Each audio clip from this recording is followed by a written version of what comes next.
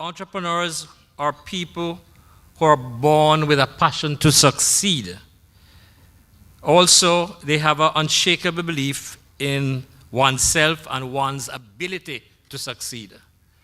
And thirdly, I think an entrepreneur is somebody who thinks out of the box, thinks out of the ordinary, and makes a difference by thinking out of the box.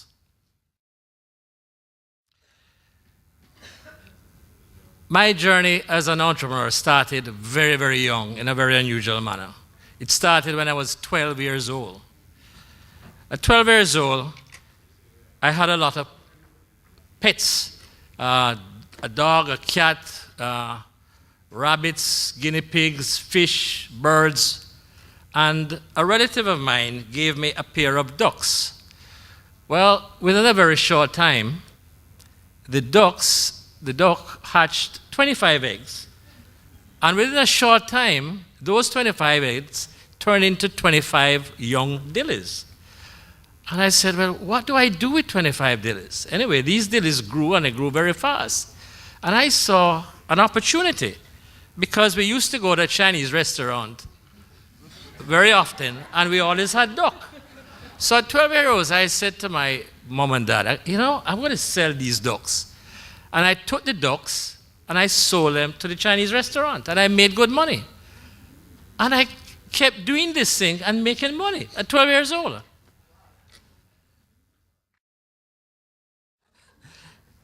After that, I went to Jamaica College, and I got into studies, and I represented Jamaica College in a number of sports. So I had to give up my occupation at that time, which was duck raising, and to continue my studies at school. But in school, at about 15 or 16, I found another way to make money. And I was one of the first that I can remember that put on pay parties. I decided, why not put on a pay party with a theme and charge my friends for coming? So I was one of the first to develop pay parties. So I had these pay parties. Eventually, I went into high school, so I had to give up my pay party business and my duck business. And I left school, and I turned the money that I had, and started to buy cars, refurbish them, and sell. So by age 18, I had 3 different lines of business that I had done, all by myself. My father decided, well, boy, you have a natural ability to be a businessman, so don't bother go to university. So I never went to university. So immediately I went into my father's business, the family business, which was a group of brothers called the Levy brothers. They were entrepreneurs, so they brought a lot of different industries to Jamaica, one of which was mentioned today, Jamaica Broilers. And so at age 18, I joined the family business. 3 months after joining the family business, my father sent me to Italy to do international business. So at a very young age, I was introduced to international business. And I dealt with very important people at a very young age. Because of that, they always didn't understand why this young man would talk about such big volumes of money, and I looked so young. And that's why I grew a beard and mustache, and I've never shaved it since then, to try and age myself. Now I want to take it off to look young. Anyway, in the family business, I became the sales manager of one of the companies within the group manufacturing asbestos cement pipes. And that company exported asbestos pipes throughout the Caribbean, South America, and Central America. And we did this export long before export to these countries were fashionable in Jamaica. In fact, CARICOM had just started then. And because of my efforts, Caribbean Asbestos became champion exporter in the late 60s and early 70s several times. Eventually, I decided that I wanted to do my own thing. So I branched out with 2 friends of mine, manufacturing industrial chemicals. We did this for a short time, but I didn't find it fulfilling because it had partners and I wanted to do something for myself. Plus the fact that the chemical business was just too competitive. At that time, the Jamaican economy, this was the late 70s, things were pretty bad. The economy was in a horrible state. A lot of people were leaving Jamaica. Every road you went down, there was a trailer load, everybody packing furniture to leave Jamaica. I decided, well, you know, I don't want to leave. This is my country. I love this country. I'm not going to leave. And I thought to myself, well, if more people leave, I'm going to have more for myself. So I used to go to my friends and help them to pack. And I told all of them, you guys need to leave, man. You need to leave. So they left. And real estate at that time was cheap, and I bought more real estate and made more money than ever before.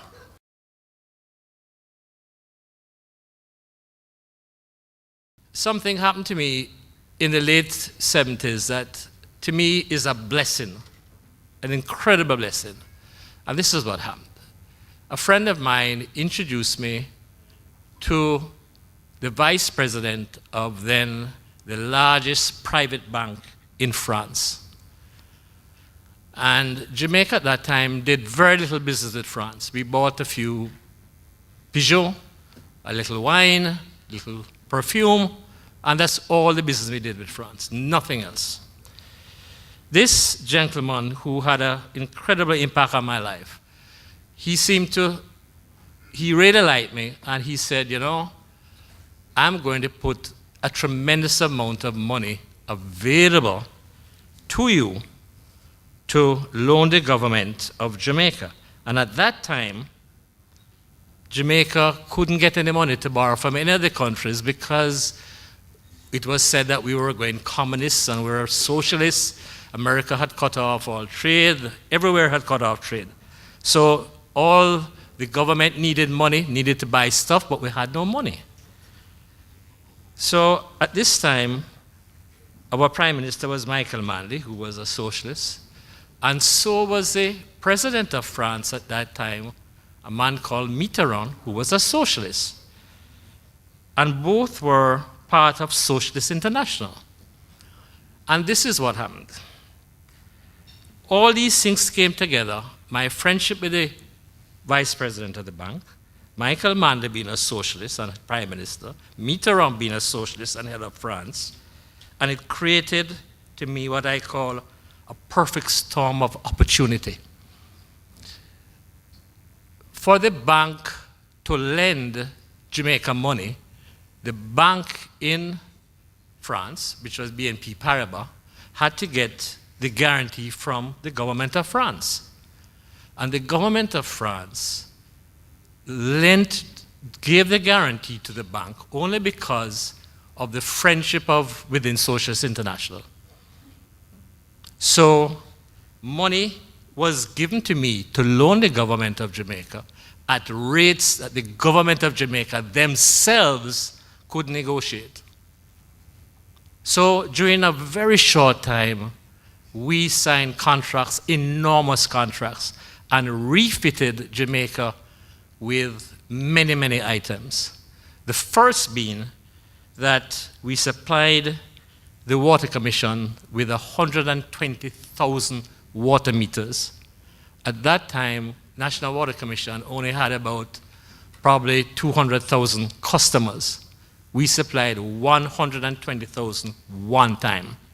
At that time, it became the largest meter contract in the world ever signed. And we gave it at financial rates that the government themselves couldn't get. From there, it moves that we had no garbage trucks to collect garbage. We had no fire trucks. We had no fire boats. We needed water schemes. We needed equipment for the airport because there was no radar equipment. And within a very short time, we did all of these contracts. And all of these contracts were done through E&K agencies. So what we did, we packaged together, we represented all the French companies because none of them were represented in Jamaica. We supplied the financing because the government of Jamaica at that time were incapable of raising the financing. We supplied the engineering to engineer the schemes, and we supplied the product, a total turnkey operation, never before done in Jamaica. So E&K Agencies became an extremely unique company. And the perfect storm of opportunity became a reality. In 1999, two friends of mine came to see me, Paul Ho and Peter Stewart. Peter Stewart, as you all know, was the brother of Butch Stewart. And Peter and Paul were trying to get a lottery license from the brother. Were trying to get a lottery license from 1991 and couldn't get a license. And they came to me and said, because of the success of E&K Agencies and what they perceive as my negotiating ability, if I could help them to negotiate a license with the government for another lottery, because there was an existing lottery. So done, and we got a license to operate. And in 2001, Supreme Ventures started. Well, today, Supreme Ventures has become one of the largest companies in Jamaica. We have our annual gross sales of in excess of $30 billion. And we probably pay more taxes to the government of Jamaica than any other company. We are the most highly taxed company in Jamaica.